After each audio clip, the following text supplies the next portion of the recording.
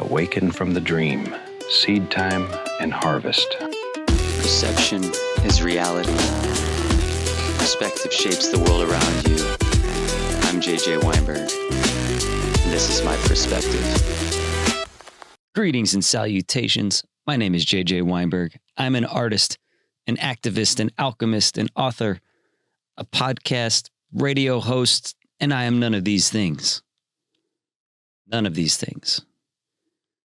I say these ideas at the beginning of every show, perspective, as a little bit of a frame of who I am. If you don't know me, please follow me on Instagram at JJ Weinberg. You can go to my website, see some of my work there, jjweinberg.com. And actually, you can find all of these episodes of the Perspective podcast, jjweinberg.com/perspective. That will link you to the YouTube page that has a collection of all these. And soon here in 2026, I will have everything going to the streaming platforms like Spotify and iTunes and Apple and all those types of things. But first, before I go any further, I want to thank the underwriters for this program, Voga, Barnes, and Denny.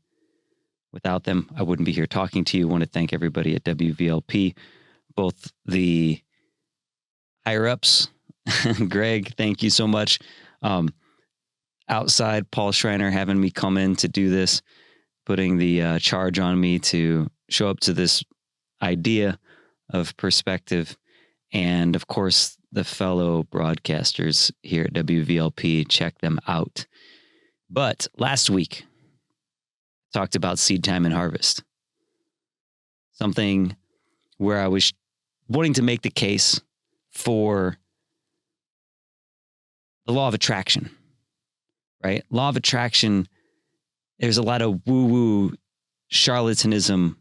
There's a lot of snake oil sales because it's in a market, you know what I mean? It's a new age market where people, I think there's even, I don't know if it's always nefarious, but there's a certain predatory aspect to people want to grow. They want to change. So if you offer a remedy that says, I have the answer, and it's simple, you close your eyes and you dream of a Lamborghini and, oh my God, there's a Lamborghini in your driveway. That is what gives law a bad rap. And where I was coming from in the last episode, and I'm going to roll into it in this one, of course, as an expansion of Seedtime and Harvest, is that Seedtime and Harvest is a law of cultivation that we discovered in the human experience, right? We were once nomads. We were traveling around, chasing animals, chasing, hunting and gathering, all those things. And then we started to recognize seasons. And then we started to develop locality where we could stay in one place because we learned to farm. We learned to farm against the seasons and prepare for the winter. We learned to farm and cultivate livestock and animals. And no longer are we having to run around like nomads. And what that creates is a sense of stability, a way for us to build homes. And we have more free time. There are more people who have more time to be able to start to think, to paint, to have visions, to, develop new technologies, because we have less time that we're spending chasing animals across the plain or, gathering resources. And so understanding the cultivation, we understand that if you plant a seed and you tend to that seed and the season fulfills the rain and the sun and the rain and the sun, that there will be a harvest. There is a seed time and there is a harvest. And so in that regard, the law that we're talking about with Seedtime and Harvest, the law of attraction. It's a law of harvest. It's a law of saying, if I do these necessary things, this is an outcome. It's one of the reasons why, getting into personal training and doing the things I've done physically with my body. One is to say, okay, here is a way to treat your body as a temple. Here's a way to treat my body even as a living work of art. I sculpt it. I carve it out. But the other part of it is here, if you follow the laws, these are the results that you get. And you can't shortcut it. You can't cheat it. It's like you have to do the reps. You have to do the actual discipline of the map that is your crystalline self. So after I did that episode last week, after I recorded it, the very next day, it's just phenomenal to me, the time frame, right? Because I think even in the episode I mentioned that it was, the notes for it were set up 4, 5, 6 weeks prior, but then some things happened in life. I went down a couple of different paths to talk about some different things. And then, of course, my friend, my godson, Jeremiah, we talked about him here and his experience, and I had to share that. And I went away from this Seedtime and Harvest. But yet, the day after that I record the episode for last week, I run across this. I had put on, before I went to bed, an audiobook. And a lot of times I listen, and I talked about this in the last episode. Our subconscious is the soil that we plant the seed in. And so a lot of times I'm feeding my subconscious, going to sleep, listening to audiobooks that inform this kind of perspective. So I had an audiobook on, and then it just kept cycling through different things. I don't know, finding other videos. I remember waking up briefly in the middle of the night and just selecting a different audiobook, somewhat selecting. Or did it select me? That's the question, right? So then I wake up again, randomly, supposedly randomly, serendipitously, at 4 a.m. And this video on YouTube, I'm hearing in the background. When I woke up, I realized it had been playing for this particular video, had been playing for 1 hour and 8 minutes, which is relevant because if you go back in the last episode, I looked at the timestamp because I wanted to make sure and take a screenshot so I would remember, so I could go back and re-listen to this part of this video if I wanted. When I took the screenshot, it said 108. So the 1 for the hour and the 08 for the 8 minutes. But 108 is relevant to the last episode. Super relevant. I talked about the Field of Dreams, this painting that I did for my dad, the Cubs having not won for 108 years. I said how this piece of artwork, this crystal prism of forgiveness and love and the vision and the belief of being successful in the championship Cubs, that crystal is for sale for $108,000. $1,000 for every year that the Cubs didn't win the World Series, and then when it completed a cycle in my life. And I say it's audacious and it's insane, like Ray Kinsella building a field of dreams. If you build it, they will come. And so I was talking about how having that crystal is part of this harvest for me. But as I had just recorded that episode, if you listened to last week's, if not, you got to go back and hear it because you'll see how aligned it is. It's phenomenal that I would land on this particular audiobook, that it would be at 108 that this would happen, and that I would wake up hearing it in my subconscious and wake up from a sleeping state at 4:00 in the morning and hear this exact phrase. If you dig up the seed to check for progress, you destroy the process. You must trust that growth is happening even though you cannot see it. That phrase, if you dig up the seed to check for progress, you destroy the process. You must trust the growth. That growth is happening even though you can't see it. That was part of what I put in the podcast. Last week, that was part of our episode. That was part of what we were talking about here and exploring. And the reality is that was from 5 or 6 weeks ago, from notes of something that I was thinking about and talking about Seedtime and Harvest versus the woo-woo magic Lamborghini genie, right? It was the clouds in the dirt. It was that if you have such belief, that it will pull you towards doing the work, tilling the land and digging and planting your seed into the subconscious. So then I rewound it back to hear a little bit more. And from this exact audiobook, it said, when you plant a seed in the ground, it does not sprout immediately.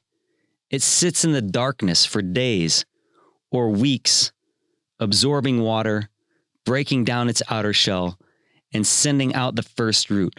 All of this happens invisibly beneath the soil where you can't observe it. And this is what I was talking about. The day before that this happens to come across in a random book to me at 4 a.m, I'm hearing an echo of exactly what I talked about last week. And I just knew it was something that I had to share. I look at the timestamp, it's 1:08. And that's just how it shows up as I'm talking about the seed time and the harvest. And I had all these notes prepared. Like I said, the notion of leaving the seed in the dark and how it was a contrast to the woo-woo law of attraction. So that would be enough if that was it, but that wasn't it. I keep following the rabbit, always chasing the rabbit. So I'm driving to work, and usually when I'm on my way to work, I listen again to another audiobook or something. But a lot of times when I'm driving in the morning, after I've already listened to some more in-depth things, I'll listen to something a little bit more entertaining or informational about creativity and music or politics or whatever it might be. And I stumble upon this Alan Watts video. And for some reason, I just was like, well, I'm going to listen to this. I gotta play this one. I don't know why, but I'm playing this particular audiobook or a lecture that he had. And, I don't know why, but I just did. And I had to. And of course, now after listening through it for a little bit, I discover why. The next thing you know, I hear Alan Watts again the next morning after already having this experience at 4:00 a.m. with the seed. Alan Watts, all of a sudden, in this lecture is saying, a seed underground doesn't know it's becoming a tree. It experiences only darkness, pressure, the terrible weight of soil above. If the seed could think, it would think it was dying. It would think something had gone horribly wrong. It would think, I'm supposed to be in the light. Why am I buried? Why is everything pressing against me? And yet, this pressing is what cracks the shell. The darkness is where the roots reach down. Burial is the beginning of the rising. And I'm just like, are you kidding me? I was about to click off of this video because I normally wouldn't, but I stick with it. And the next thing you know, here I am running into the seed time and harvest analogy again in the precise way that we talked about it last week. If you go back and listen, you'll hear all of this, the pressure, the darkness, the terrible weight of the soil, the cracking of the seed, the dying, Burial is the beginning of rising. I love that. I didn't have that in our thing last week, but man, isn't that perfect? And I'm talking about death has changed. The ego has to break. And we talked about Khalil Gibran, that your understanding will break open like a shell of a seed that will grow. And so here I am hearing this reflected back to me the very next day. That's frequency. That's being tuned in. And across 2 random videos at 2 different times in the day, one just waking up, hearing it at 4 a.m. It's the first words I heard were those. The odds of me stumbling on both of those videos in the same day, right after we talked about it, were just maddening. It's miraculous. You can't even quantify it. I mean, I could have done the episode 5 or 6 weeks ago, or, all the different times. And then the notion that it happened at 108, Field of Dreams, 108 years, $108,000. And then hearing Alan Watts talking about it, it just was so intense. Knowing that I went to bed feeding the subconscious soil, and then waking up the next morning hearing that as part of the discussion, it's just overwhelming. And it reminds me about wanting to talk about this idea I've had for years about a character waking up, that he's in a dream, becoming lucid, and things that I've talked about in my book, Serendipity According to Francis, I wrote in 2022. And all of the Alice in Wonderland, the Sleeping, Dreaming King, and all of it just kind of comes back to this idea of lucidity. The notion that when you become lucid in a dream, you meet your subconscious. And so we're talking about Seedtime and Harvest, and that the subconscious is the soil. I just want to ground this one more time. There's work to be done. You will harvest. Like, the harvest is guaranteed if you follow the letters of the law of Seedtime and Harvest. And in that regard, there's a manifestation principle that's in order, right? But it's not just, I believe, and this is going to happen. Again, last episode talked about Muhammad Ali saying, I am the greatest. It didn't happen for him to become the greatest by sitting on the couch. He said, I am the greatest. And that made him do the crunches. That made him do the footwork. That made him do the jumping rope and the weightlifting and the skill practice. Like, I am means that I am doing these things. And so he showed up to the work. So your belief will be evident in your becoming and who you are. But when it comes to getting back into this idea of the lucid dream, because that's what life feels like so much to me sometimes. Like, man, am I about to wake up? And it reminds me of a dream that I had when I was in art school. It's probably 1999. This ages me, but here I am, the American Academy of Art. And I remember having 2 distinct dreams. I've talked about them here before, but let's get fresh on it again. One of them, I remember seeing these amazing paintings in a gallery. I was like, wow, those were incredible. I woke up the next morning, and I'm telling you, I had a sense of envy that I'd seen these amazing works of art. And I was like, I just wish I could create work like that. And then that's when it hit me. Wait a second. You did create that work. That was in your dream. The only place that it existed is in my subconscious, is in my dream. There's no objective reality for this work. And then I started to realize that, wait a second, that means every person that I meet in my dream is a puppet to my imagination in that dream state. And so I could meet anyone from the gamut of characters of innocence to evil, meet Mickey Mouse or meet Joseph Stalin, whatever it is. But I'm not meeting them, I'm meeting myself. And so then that allegory started to develop again from 1999, 2000. It started to anchor itself into my experience to say, well, what about if this is a dream, this waking life? And if so, then all of these places that you meet people, you're meeting yourself. And there's a certain amount of responsibility then that you can take and that you have to take for your interactions with others. Because again, people, there's the whole idea that we don't perceive reality. We perceive our reality, our perspective. And that's why this show is called Perspective.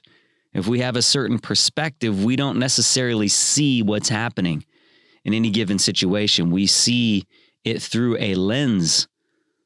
And so I just kept thinking about that over the course of, I've been thinking about it and meditating on it my whole life. My work is mirrored in that. And in fact, I did this collaboration project with Val Kilmer's God Panels. And the piece that I created is called I'm Your Huckleberry, ...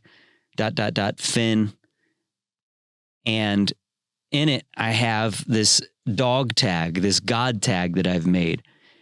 And I'm exploring all of these ideas of identity. What does it mean to wear masks? What does it mean to be an actor in a film and to have your eyes be the window to your soul, but to be wearing a different skin in some capacity because you're acting out a different character and people see that character and they believe that character? And how does that correlate again as an allegory for the masks that we put on? We go to different situations and we're a boss or we're an employee. We go into a situation, we're a friend or we're an enemy. We're this, we're that. And that's why, again, at the beginning of each episode, I say, I am these things and I am none of these things. When I am an artist, I'm putting on the mask of an artist. And I'm wearing that as a role. But who is the actor behind the role?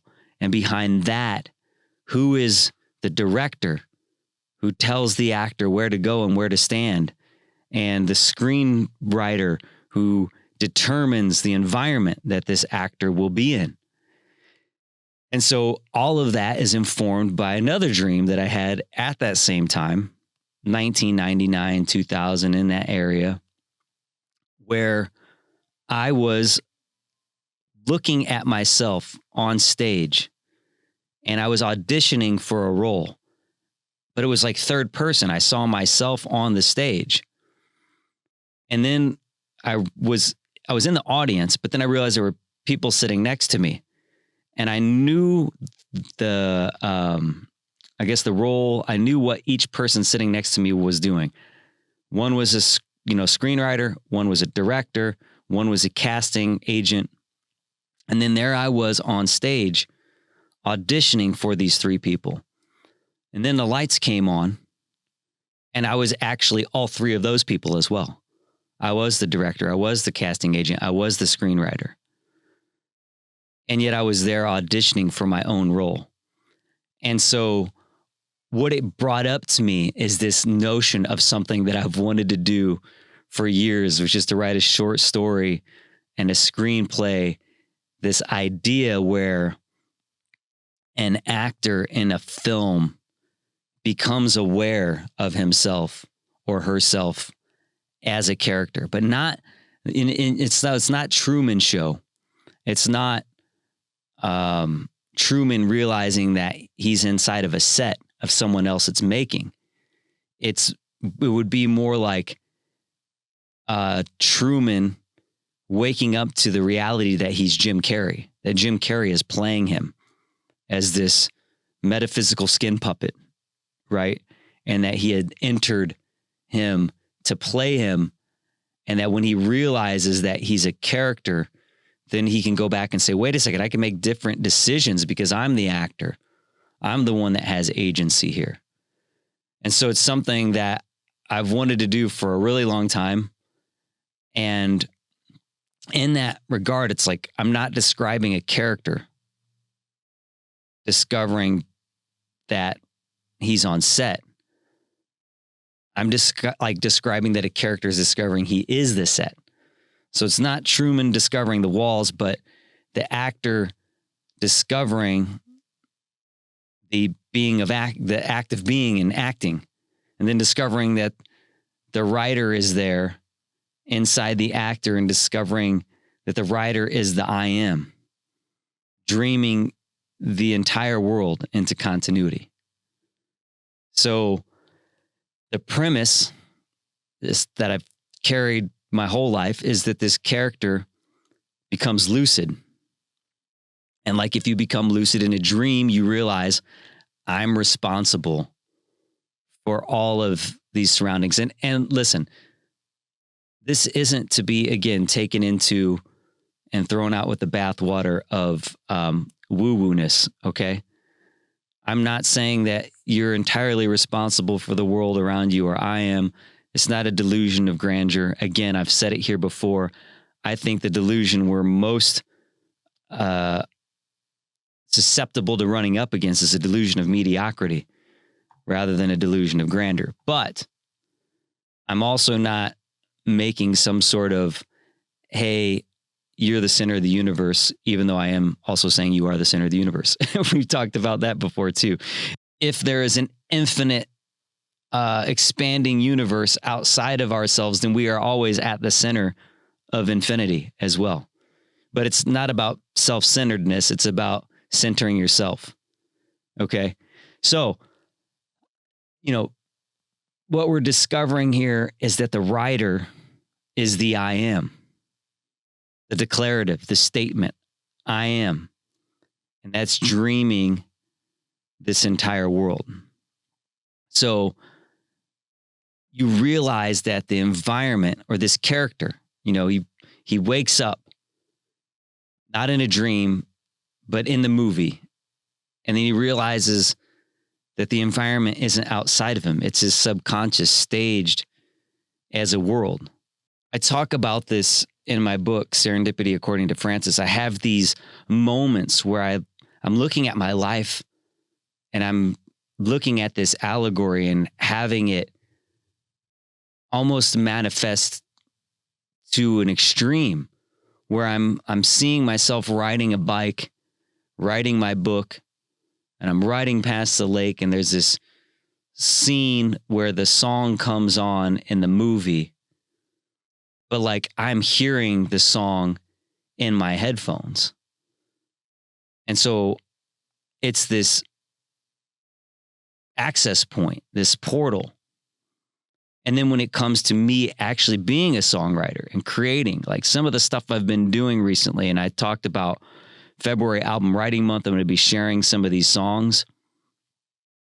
There's this articulation of the metaphysical mirror where I'm writing a song about a scene, but the scene is a literal chapter of my life, something that's happening.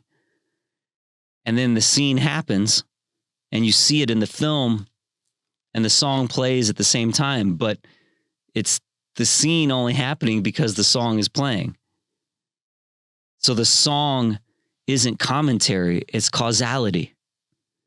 The art isn't describing reality, it's selecting reality. And I've talked about Neville Goddard so much here in the past. That's Neville Goddard in cinematic form.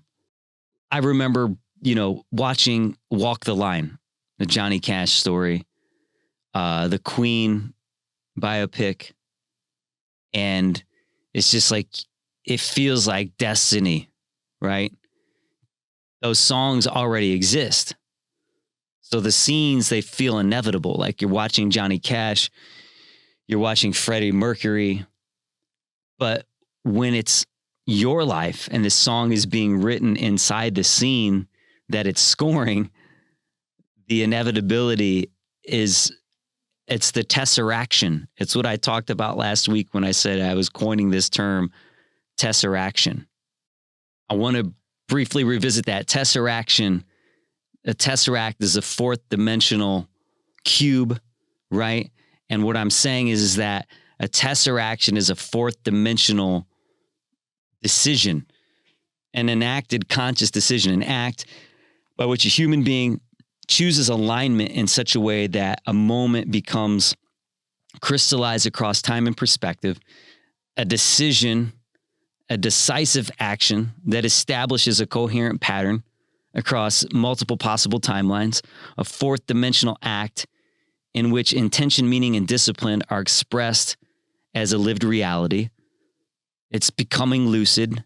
It's having this I am the greatest articulation that Ali is having. It's planting the seed. It's the act of collapsing possibility through awareness and choice, whereby the observer's perspective shapes experiences and influences subsequent perception, memory, and behavior. As a verb, tesseraction, to choose and enact a state of alignment, to perform a conscious decision that holds significance across changing circumstances. So forgiveness, gratitude, belief were not feelings, but tesseractions, decisions that altered the course of experience. The prism, my field of dreams, the field. Rumi talks about the field. There's out beyond ideas of wrongdoing and right doing. There's a field. I will meet you there. A quantum field, the observer effect, the place where we choose our perspective, our lucidity that shapes the world around us, the decision to find and see love, the decision to really embrace what we engage with, this law of attraction as allegory for the algorithm. We are selecting. So we don't perceive reality, we perceive it through our lens. And again, the film analogy becomes so prominent here again, because if you look at the idea of a character on the film and you're seeing something on the screen and you see this, let's just say you see a mark, this black spot, this gray spot, this smudged spot on the screen, and you go up to the screen, you keep trying to wipe it off on the silver screen, a big projection on the screen in front of you. You go and you keep trying to address it at the screen. It's never going to happen. You're never going to fix it. It's back at the lens. It's back at where the light is shooting out. It's where we're projecting from. So we have to clean the lens. We have to go back to the source. And even then, it's like if you see something happening with the character on the film, you can't address it at the screen. You have to address it in the writing. You have to go back. And that's what we're talking about here. So in this sense of me writing this song and then it playing in the film, it feels like the dreamer showing me that I'm dreaming, not to flatter, but to awaken. And so a song itself becomes a receipt from the subconscious, a timestamp from the I am. And there's this scene then in the film where the character says, this is the scene in the movie. And the song plays. It's the one that he wrote for that exact scene. And the audience watches him become aware that he's not the actor, he's the actor that's playing the role of this character and the composer of the moment. So that means that the character isn't just in the story, he's collaborating with the story. He's co-authoring the scene that he's trapped inside. And so this is a metaphor for waking up. And in this notion that I'm writing these songs now, it's like I'm not writing songs about my life. I'm watching my life become the place where the songs get written. The song is the dreamer leaving himself a note inside the dream. And this is something that has happened over the last 25, 26 years of my life. So a lot of the work that I've been doing, even talking right now, if you're listening, I'm saying that Johnny Cash didn't know there was a biopic coming. You know, Queen, Freddie Mercury didn't know it. For me, I feel like it's part of my life's work that happens, that this movie happens and there's a scene. Kind of reminds me like I'm sitting behind a microphone and I feel a little Howard Stern happening right now. If you watch Howard Stern's Private Parts and he's playing himself in his own biopic, that's surreal. I love that. I mean, and that's where I'm saying so many artists and creatives don't know that there's a movie that's going to happen. For me, I feel like it's an inevitability. It's something that my life is working towards. And not like in some sort of arrogance. It's just, I can feel the narrative pressure of my life tightening into meaning. And even this radio show is part of the artifact trail that the future film will pull from. And it creates the loop that I'm talking about. You right now listening to this, if you're listening to this live, are living in the scene while I'm simultaneously archiving the scene for the scene. That's the metaphysical mirror. And that's why it seems so surreal. I'm giving the author of my life presence, my I am. So I've talked about how the Truman Show isn't really it, because it's like an outward force on Truman's life. I'm talking more about Jim Carrey realizing, or Truman realizing he is Jim Carrey. That's the moment that we haven't seen yet on film. That's the big fourth wall, fourth dimension tesseraction breaking open. The metaverse spilling open. The creative decision. Viktor Frankl, a human being is a deciding being. That's purpose. And another thing that I think about, there's a movie called Waking Life. It's an animated film. And I remember watching it the first time. I was like, oh my God, so much of this stuff was around these dreams that I was having around that time.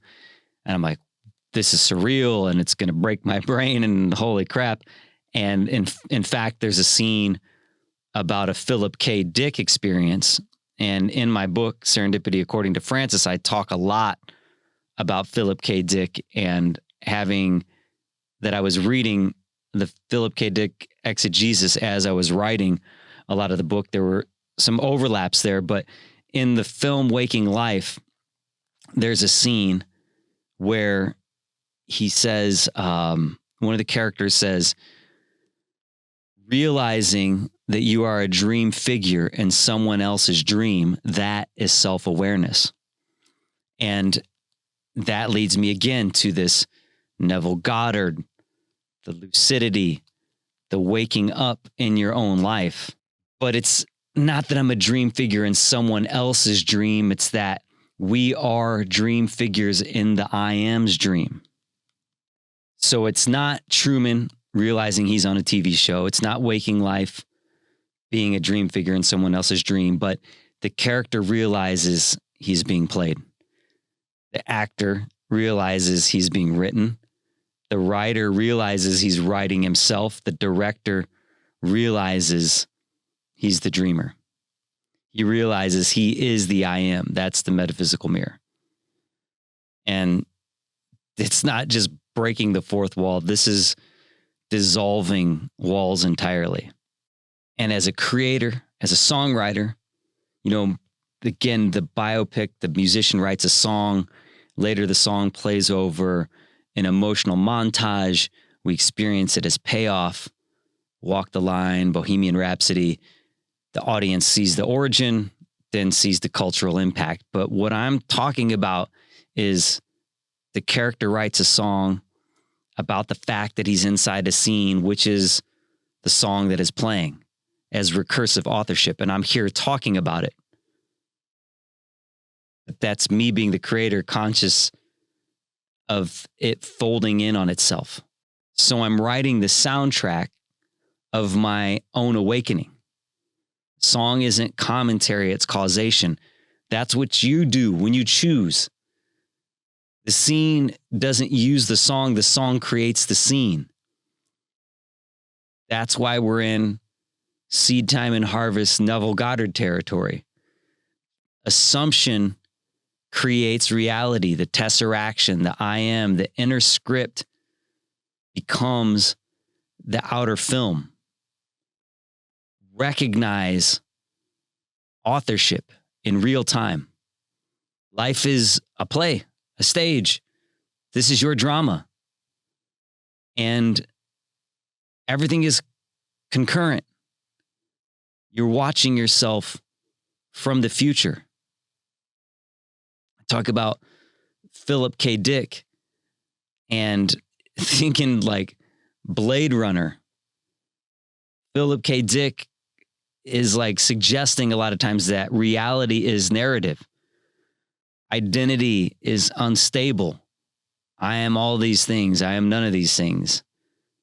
The author may be inside the story.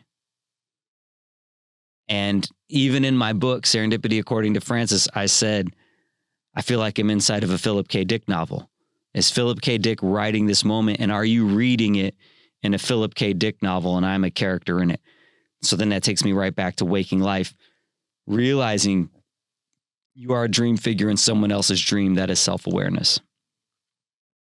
It's an ontological instability. The character senses the screenplay. So we go back to the lucid dream. The dream figure realizes it's dreaming. It's the same as on a stage or in a film, the character realizes he's in a film. The dream world becomes pliable. The film is pliable. Characters in the dream lose independent solidity. The environment responds to intent. That happens on the film. That happens in the dream. How do we apply it to waking life? Consciousness is the projector. Life then is the film. So when you wake up inside the film and you realize you're the actor, the screenwriter, the director, the audience, the dreamer, that's the I am, the sleeping dreamer, the Alice in Wonderland. Alice falls, reality destabilizes, identity shifts, language bends, characters behave symbolically, but Alice never questions that she's dreaming. If your film does, if your character does, the difference is lucidity. When Alice wakes up, she returns to normalcy. When your character wakes up and realizes you never left the dream, this is the dream. And when I talk about my Val Kilmer project, I was looking at Val's work. And if you look at this, I'm Your Huckleberry Finn, you can find it on my website again, jjweinberg.com. And I'm exploring the mask. Persona is the mask. Even with my Bob Ross project, I'm exploring character. What does it mean to play different roles? With Bob, it's like even to have a different hairstyle is going down a separate metaverse, a separate Bobberverse, a separate timeline where Bob with cornrows turns into a completely different person. And so with Val as an actor on the stage, persona is a mask. The actor plays a character. The character wears a mask. The mask amplifies identity. It's like, this is something, again, Alan Watts talks about this a lot. The skin encapsulated ego being a mask. Life is a play. And the universe as the self playing roles. There's a one of Alan Watts's lectures where he talks about, imagine that you could dream any dream. that you wanted. And if you had this lucid moment, you might elect to live a dream of 75 years of time, which is, say a lifetime. And in this dream at the beginning, you would want everything to happen exactly as you wanted it. You'd get all of these things. You'd have all of these experiences that you wanted, all the money and the travel and the relationships or whatever it might be. But eventually you'd grow bored because you would say, this is all my doing, and it's all my will, and it's so easy. It's too easy. So then you would actually will yourself into a dream where you forgot that you were dreaming so that you could be surprised, so that you could find surprises in your life. But maybe now we're trying to wake back up inside of our own metaphysical film and realize that the mask is a role. I am an author. I'm an actor. I am a father. I am a boss. I'm all these things, and I am none of these things. They're roles, and the role is a script. And the script is authored by consciousness. Consciousness is the I am. So we're definitely not talking about ego inflation. I'm not talking about dogma or religion, but authorship awareness, taking off the mask, realizing that you're a dreamer. This whole thing, aside from a screenplay, I've had the idea of wanting to do this in a video game. I've played video games my whole life. I grew up on video games from Atari on.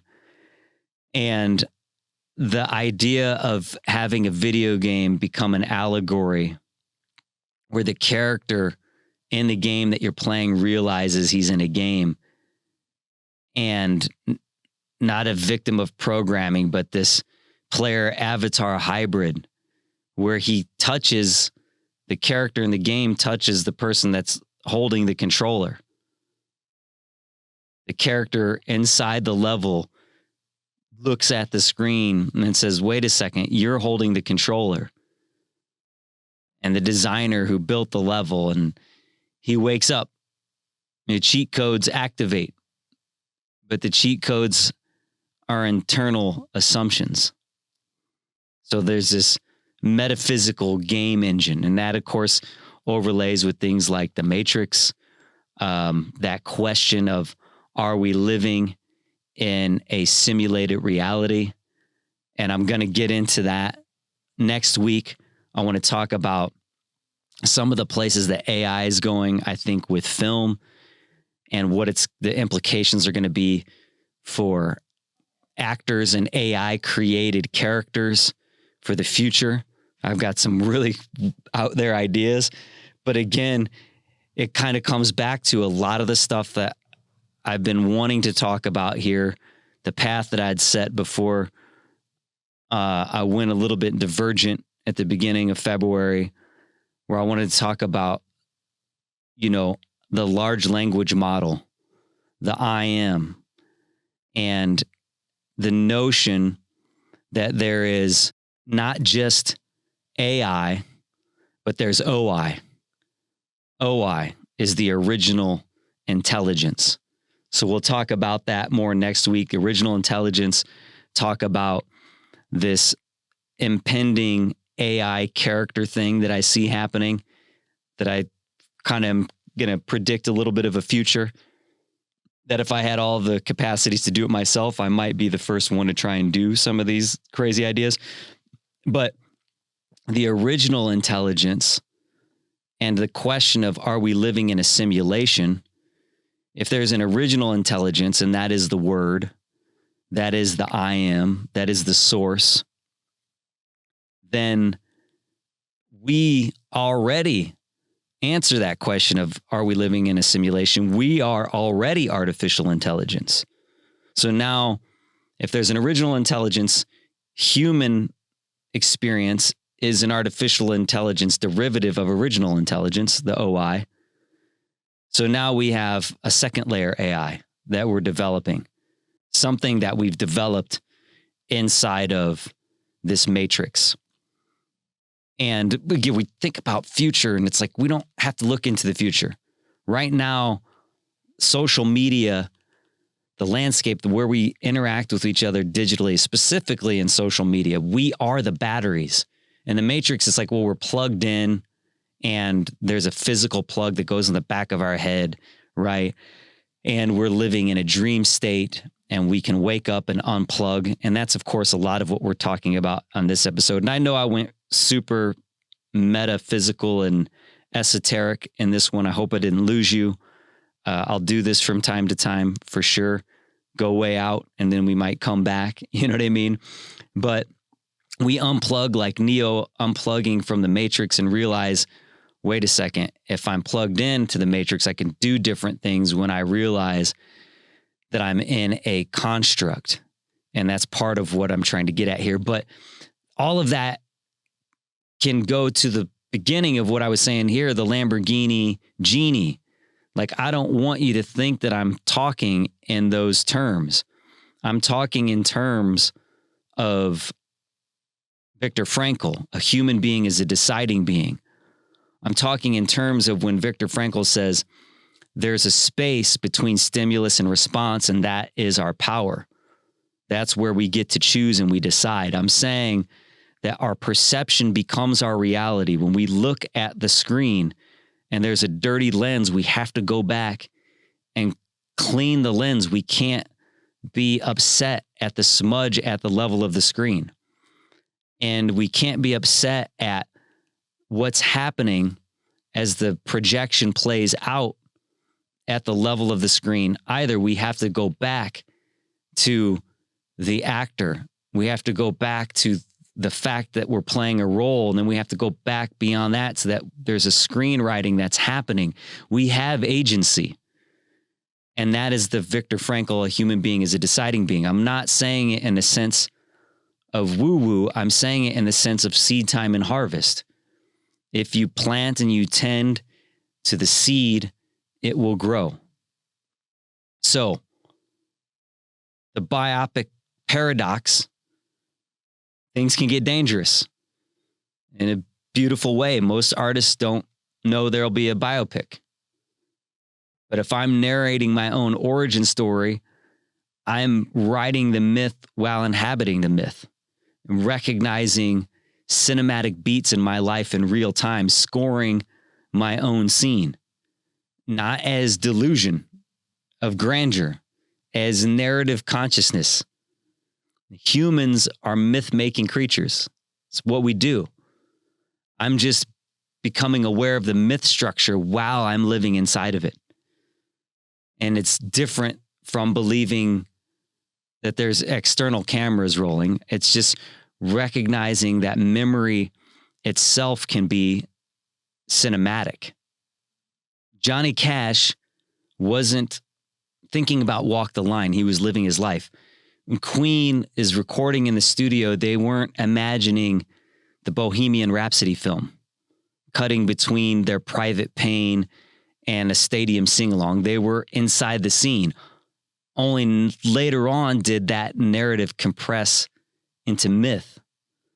But what I'm trying to describe is just something different. I'm describing narrative consciousness while inside the scene.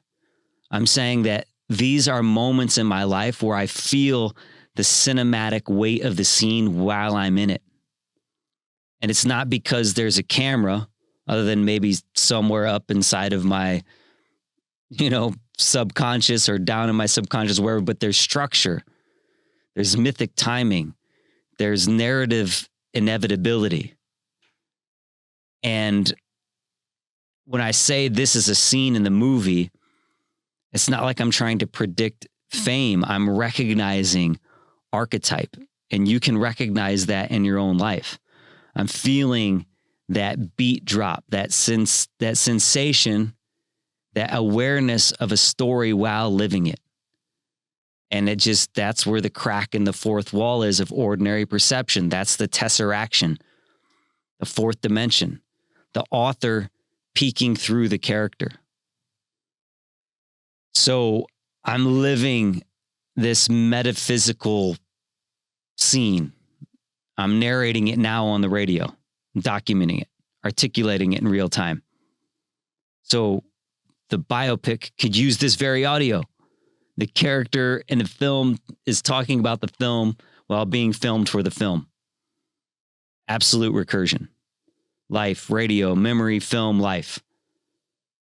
And then it's layered. That's where that Philip K. Dick, sensation comes in. The sci-fi of it all. The character thinks he's a musician, a man in love, a person chasing meaning. Then he realizes he's being played by an actor, and the actor is being written by a writer. And then he realizes the writer is inside of him. And finally, the writer is not separate. The writer is I am. And at that point, nothing external changes, but everything becomes pliable because the fear of randomness dissolves not into control, but into collaboration. So not God in an egotistical sense, but a co-author with the field of consciousness. This dog tag that I wear around my neck, the am godness, not dogma, reflected in the mirror to see, looking back on the word, backwards at the word dogma, to see am God, not superiority, clear and clean participation. In my Val Kilmer project, I look at Val as a young man. We see Val as Doc Holliday. Then we see Val as Mark Twain, an actor wearing a mask with those same eyes, those same so-called windows to the soul, saying, well, who's behind that person then? The Alan Watts persona connection, the self that we perform. So Neville Goddard, again, talks about God, the concept of God as a king that fell asleep and is dreaming that he is you. Humanity is God in a state of amnesia. We believe ourselves to be separate beings in a physical world, but in truth, we are the one divine imagination dreaming multiplicity. Awakening is not going somewhere else. It's realizing the dreamer is who you are, the I am.